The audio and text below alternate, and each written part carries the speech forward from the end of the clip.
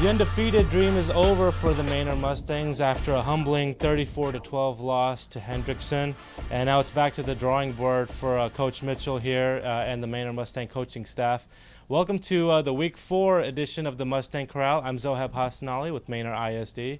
Along with me is Coach Jimmy Mitchell. Coach, how you doing? Did you have a good weekend?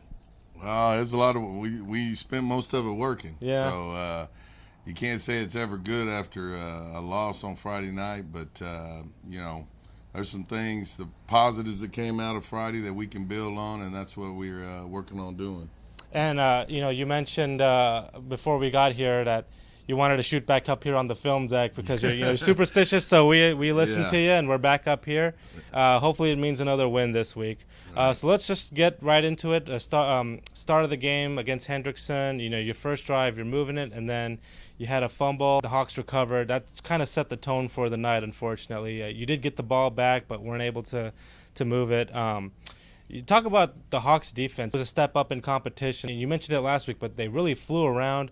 They made the tackles when they needed to. They got their hands on balls.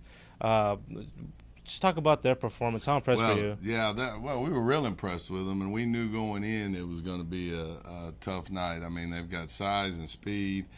You know, they've got a lot of kids to pick from. I mean, they're a lot bigger school than us, but you know, I thought we handled a lot of things really well. You know, after that fumble you spoke of, we had a stop on the on the goal line and got a turnover there, and then we drove the ball about 60 yards before we had to punt. So we did a lot of good things. The two big things that jumped out at us were, you know, the punt return for a touchdown got us down by 2 scores, and then, you know, the interception for a touchdown when Courtney was trying to throw the ball away.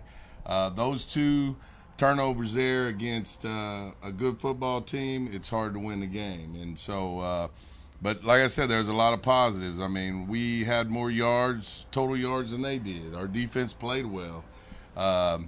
We did some really good things against a good team. So there are definitely things for us to build on, and we have put it behind us, turned the page, and we're moving forward to LBJ. Yeah, you mentioned the total yards. You had 271, which is, you know, not bad. Right. The problem is Hendrickson hasn't allowed over 300 yards all year, and they're only giving up about 18 points a game. So you gotta get those points in the end zone when you can. Courtney's performance, you know, he was going up against a defense that had pretty much all their starters back from last year. Right. Roughed him up. It seemed like anytime he was back there dropping back, he was getting pressured or hit, sacked. Right. It showed a little frustration after the game. What was your message to him afterward?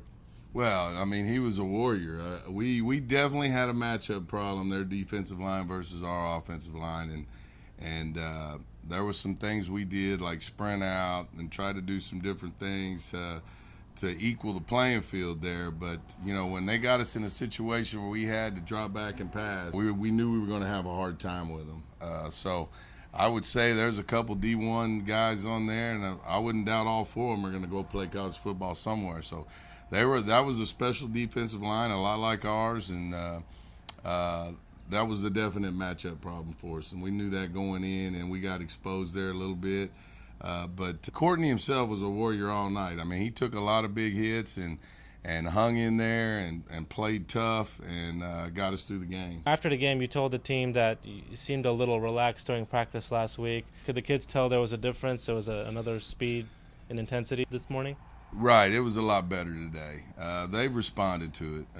You know, it's hard to stay up here all the time, and we kind of had a letdown last week, and it was hopefully something we'll learn from. It was something they were able to see, and so this morning was sharp, and we're going to get back to business. A loss like that could be humbling.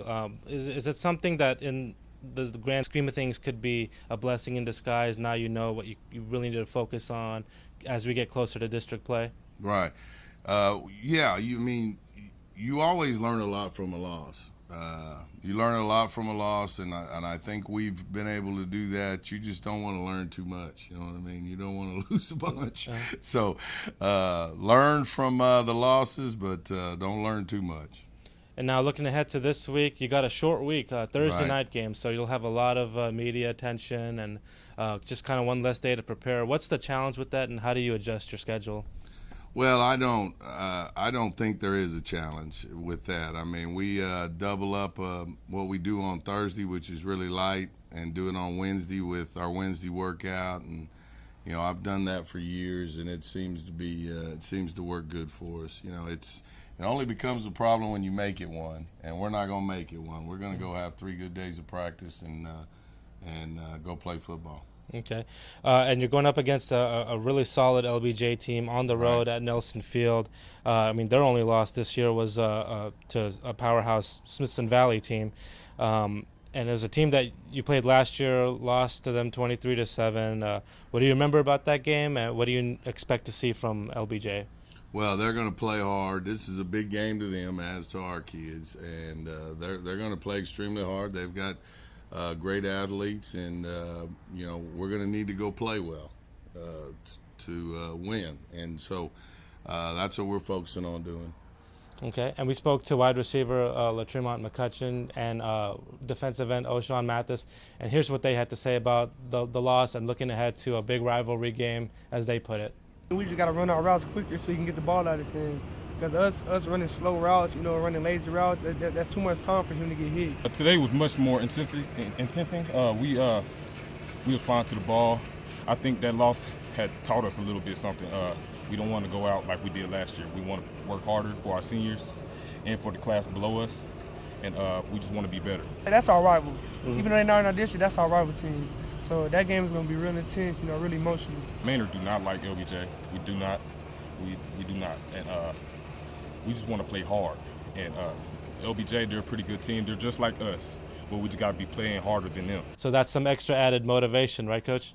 Well, it is. Those two, Manor and LBJ, when they play, they really get after it, and it should be a fun game to watch. And speaking of O'Shawn, you know, he caught one of the touchdown passes Friday night. Is that kind of a new gimmick? Is that something we might see a little more of? I don't know. You're gonna have to just wait and see, Joe. He's a pretty special athlete. He can do a lot of things. So we'll see how that progresses. And real quick, I know you didn't get to see the halftime performance, but you could obviously hear the Texas Southern University Ocean of Soul Band. Right. Talking to the players, they said they loved it, but it was really hard to hear the plays. But overall, they loved the packed house and the performance. What did you think? Well, I didn't get to see the performance, but it sounded really good from where I was in the locker room. So, yeah, that's a super talented group, that band is, and last year they were wonderful as well. And we've got the full performance on our Manor ISD Facebook page, so feel free to follow us and check it out. It's posted. I was watching it before we started shooting, and it was amazing. Again, we hope you guys can come out Thursday night, 7:30 at Nelson Field, as WAMM Nation takes on LBJ. That's it for us. We'll see you next week, and let's go Mustangs.